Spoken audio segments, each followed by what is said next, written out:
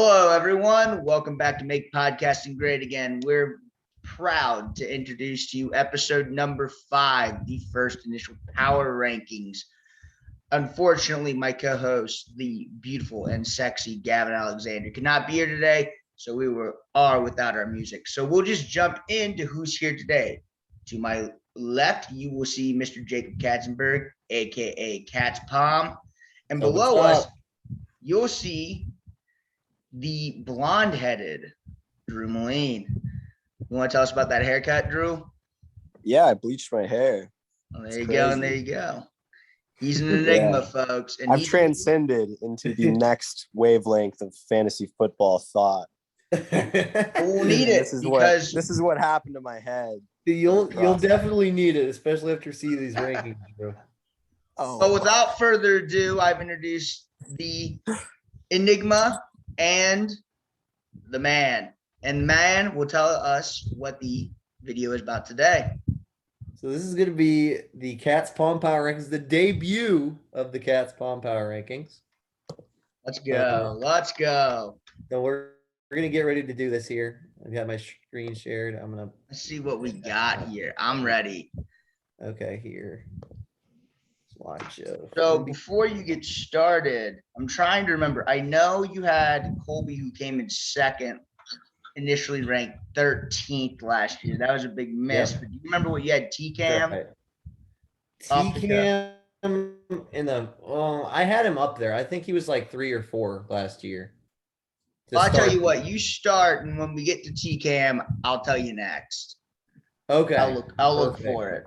So as you can see, KatzPom preseason power rankings, baby. Let's get to it. Starting off with number 14.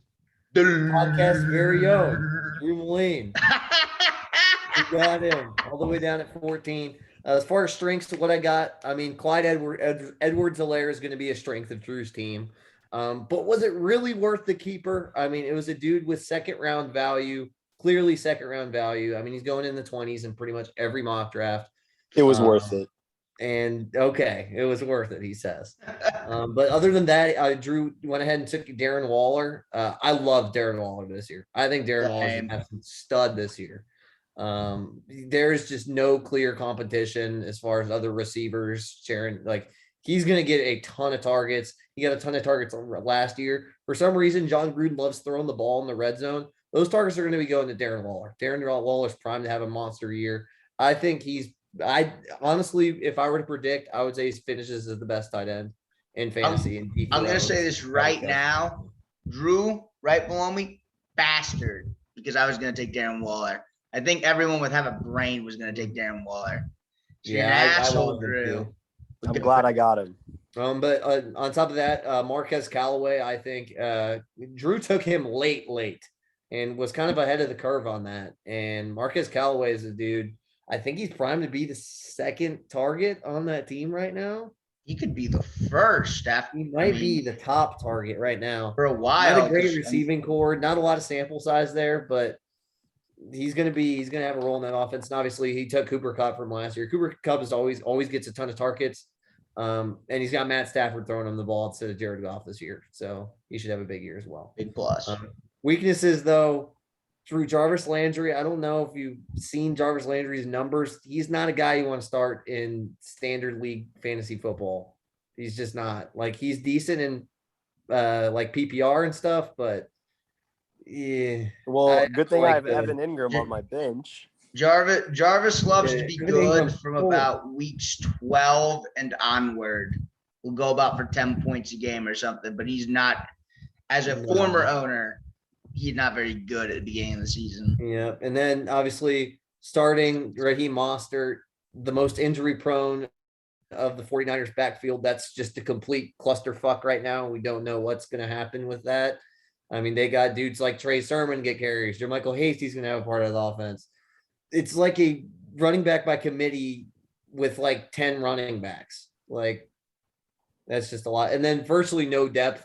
Drew, you're burning a lot of roster spots here. Byron Pringle, why is he on your roster? AJ Green, why is he on your roster? Jerick McKinnon, why is he on your roster? He can't give up AJ Green.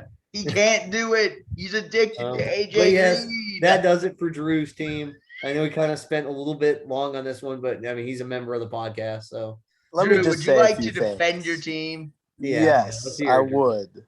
Let's hear it, Drew. I think I have a lot of guys that I can pick and plug at that wide receiver, tight end, flex position. Like Okay. Evan Ingram, that's your plan? Like Evan Ingram, who is not mentioned in this PowerPoint. He's not playing week 1, Drew. That's why he's not mentioned. Okay, all right, but he's gonna be a guy that I can pick and plug if Jarvis is weak, and I also have AJ Green. I know he had a weird season last season. But me and AJ Green, we go a long way back. And me and him have this connection. And, you know, I trust the guy. I trust AJ Green with my fantasy life. And if it comes down to playoff time, AJ Green might have a little bit of like a breakout season. Could see it happening.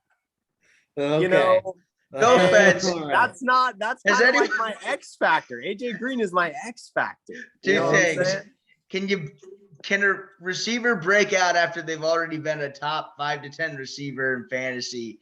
And can you break out in your early to mid 30s? Dude, I'm taking this wide receiving core to the moon. Marquez Callaway, to the moon. AJ Green, Byron Pringle. You won't find out till the end, but you actually do have the 14th ranked receiving core for KatzPom. Yo, Cooper Kupp? He's your wide receiver 1. He's your wide receiver 1, man. That's not great. How is he the number 1 wide receiver on the team? Cooper Kupp is wide receiver 1, no doubt. Okay. All right. We got to move on. We got to move on. But last word on Drew's team. He was power ranked last year also. And I almost made the playoffs. No, you didn't. You finished like you finished like 12 in the regular season. All right, let's move on. We spent next we got Kyler with a beautiful. I don't know why he has TCam as his picture here. Because Kyler hates TCam. That's why. But it's like an adorable picture. It's not even a bad picture.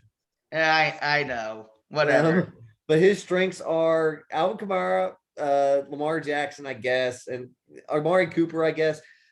Amari Cooper, so a lot of people are projecting that Amari Cooper gets his like a lot of his numbers going to be dwindled this year just because CeeDee Lamb's supposed to have this crazy breakout year, which I don't know. Whatever Amari loses from CeeDee, he gains from Dak just actually throwing him the ball instead. Exactly, and they're going to be throwing the ball a ton. But his weaknesses is pretty much everything else. I mean, Riley Ridley. Ooh. That man drafted Riley Ridley 16th overall because he didn't realize that he was not Calvin Ridley. So that was,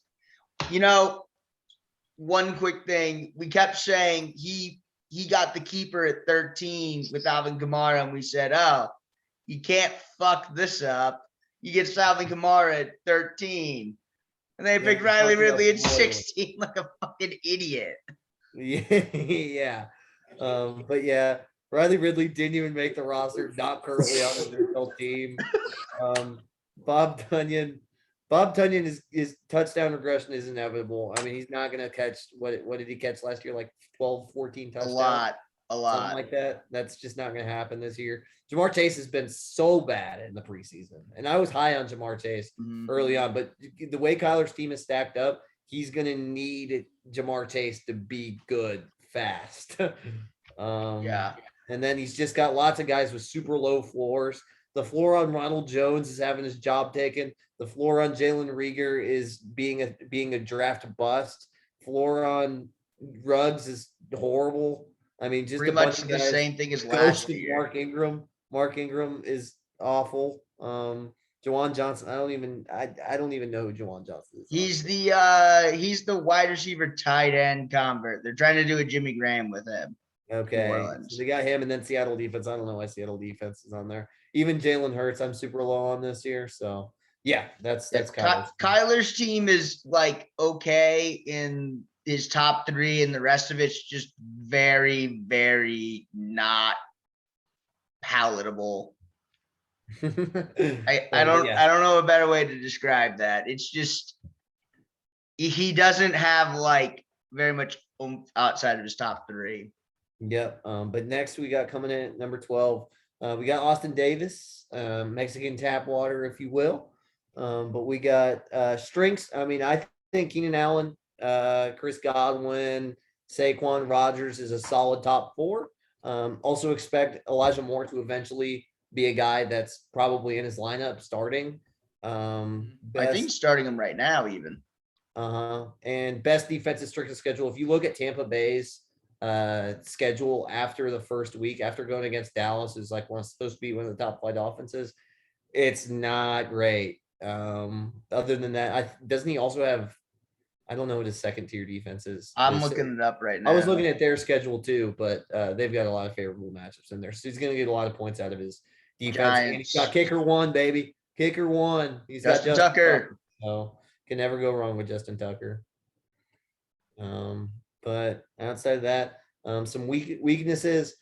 His team is going to go as far as Saquon can take him, and I don't know if that's very far. One, Saquon's going to have a big load of their offense, but their offensive line has struggled. I don't know. I've just got my concerns with Saquon as far as a health standpoint. We haven't seen top tier fantasy production from Saquon since his rookie year. So yeah, and I mean he's been battling injuries the last 2 years, and the Giants line is still bad. It's just kind of a really bad combo, and I see you have down there, you know, that he doesn't have a lot of playable running backs behind. You know, he's got Zach Moss, who splits carries in one of the past heaviest offenses in the league. And he's got Tony Pollard, who, if Zeke gets hurt, it's a great pickup. But if Zeke doesn't get hurt, then Tony Pollard's just kind of there. Yeah, I don't know. Because some people are trying to say that Tony Pollard could have a little bit more handle of the offense this year, even with Zeke Elliott healthy. So we'll kind of see how that works out. I mean, it could work, but I mean, I don't know. There's a big difference between having your third running back being a guy like Tony Pollard and even a guy like, I don't know, like a Kareem Hunt. A Kareem Hunt's just a better option. Exactly. But next we got number 11, we got Fox.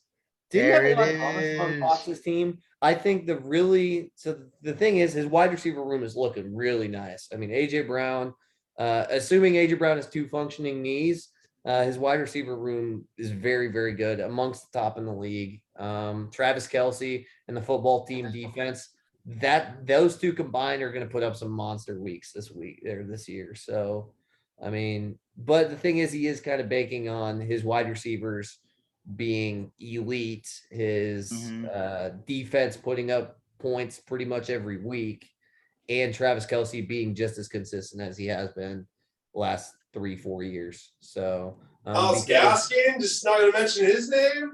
Who? Oh, Miles Gaskin's great. What do you mean RB1? So for anyone who doesn't know, Drew and Fox are roommates, and he's hearing us talk shit on him. So I guess we'll deal it back. Miles Gaskin is in a 3-headed committee, potentially with one of the worst starting quarterbacks, in my opinion, in the NFL, and Tua Tagovailoa.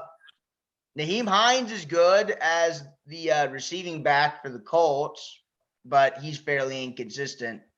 And then the rest of the running backs are the ghost of Rashad Penny's patella tendon, J.D. McKissick, who is a pass-catching running back in a non-PPR format, and then that's it.